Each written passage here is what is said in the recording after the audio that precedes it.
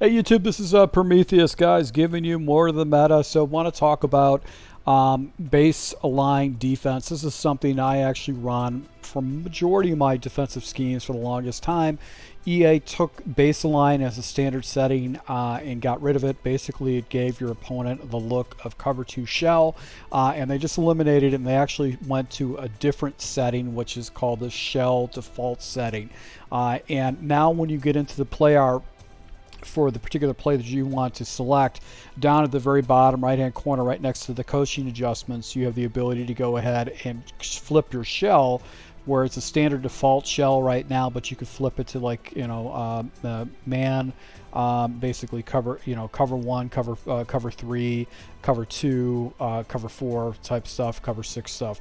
So I want to show you this feature so you guys can take a look at it. From a standpoint, I used to use a lot of base align, and I want to go ahead and show you that this is going to be a cover 0 look.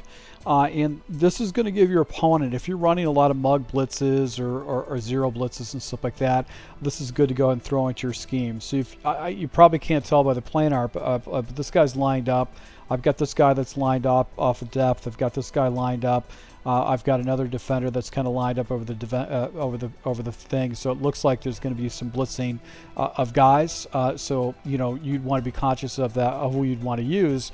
You want to pull this guy down in the box and act like you're going to defend this guy going out, but actually this is a cover 4. So it's a good thing if you actually like to run very aggressive blitzes, then this is something you want to throw into your scheme, because of the way the men align and they just go into different areas and zones that they're not normally supposed to do. It's a very good way to go ahead and kind of mix things up against your opponent. So you see previously, everybody was pretty much lined up on their dude. So we're going to jump into cover 2 man. Cover 2 man has a specific tell. Basically, the defenders are pressed inside, pressed all the way down to the line, and then inside, and you'll see I'm going to run cover 4 against the computer. But take a look, this guy should be basically over here, but he isn't. But look where he is. He's basically pressed down and he's shaded to the inside. This guy's pressed down, shaded to the inside. This guy's pressed down, shaded to the inside. This guy's kind of like off coverage, but I think it's because this guy's a little bit further out. That's why against a cover 2 doesn't necessarily look that way. So another way to go ahead and kind of mess your opponent up, if you run base cover 2 against your opponent, this might be something you might want to consider doing, like in a long down and distance. Maybe run a cover 2 man.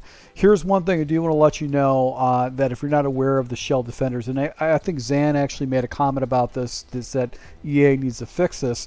If you switch your audible, if you audible out of the defense, it's going to reset your defense. So these guys were pressed earlier, but you can see they're actually off the line of scrimmage now, and this dude who's supposed to carry basically got himself completely out of position, meaning that I just switched out of my base coverage, and now my opponent is going to be basically thinking that I'm running some, he's going to know that I'm running a different defense.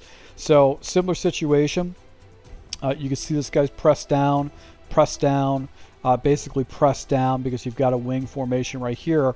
You're showing this guy cover 2 man, and I can use this guy down in the box, giving the impression that these guys are going to get manned up, and I have this guy over the top. I basically pull this guy down if I wanted to, but that just kind of gives you an opportunity to play little mind games with your opponent based on using this. But once you audible out of it, you lose that look, and your opponent can tell that you've audible out of it. So you have to take that in consideration when you're running these shell coverages. So that's one of the things that are bad about it.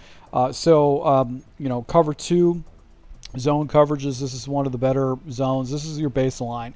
So if you want to use baseline like you had before in the past, you're going to run a cover 2 shell as your base coverage, and you can see this guy's kind of slightly shaded to the outside.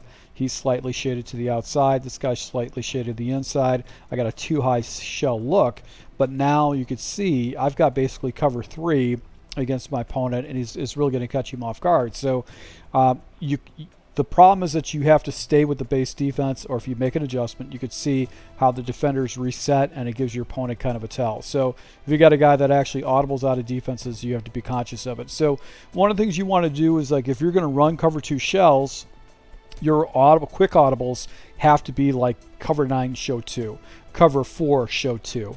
that's the type of stuff that you want to do if you're going to be using a cover 2 shell to make sure you do that. So you'll see me on some of the gameplay I'm using a base cover 3 shell that you can adjust into. So right here, I think what I'm going to do is I'm going to jump into, I'm still basically, I go to cover 3 right here, and I'm going to jump into like basically a cover 2 or a cover 6 or whatever.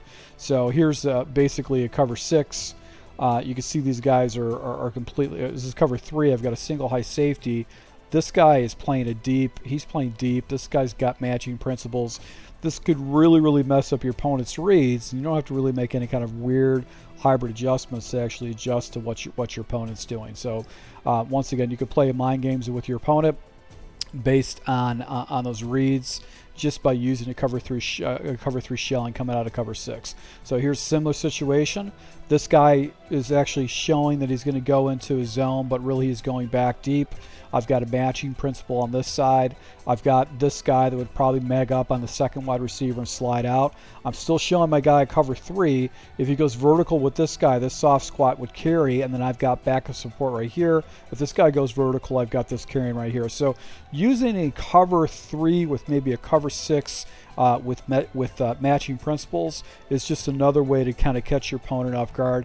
I'd most likely use the 3-rec hook over the middle of the field just to try to defend that. But you can see I've got a very heavy box with cover 6, and that's just going to make it very hard for my opponent to read stuff. You can see that guy actually came on and played that flat route really well for me. So that's how you can leverage this cover 3 look. But once you audible out of it, man, you're screwed. Like, you're giving your opponent some type of a tell.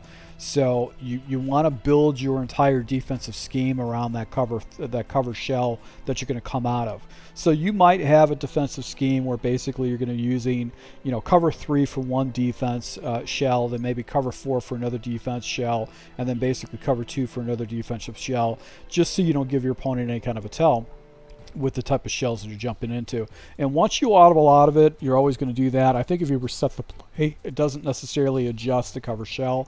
So it's very important that you make sure you set up your defenses correctly to basically leverage this type of feature. So once again, guys, thanks for your support. I really appreciate it. And if you want more tips and strategies, you can go to my Patreon or just make sure you subscribe to my channel. Thanks a lot.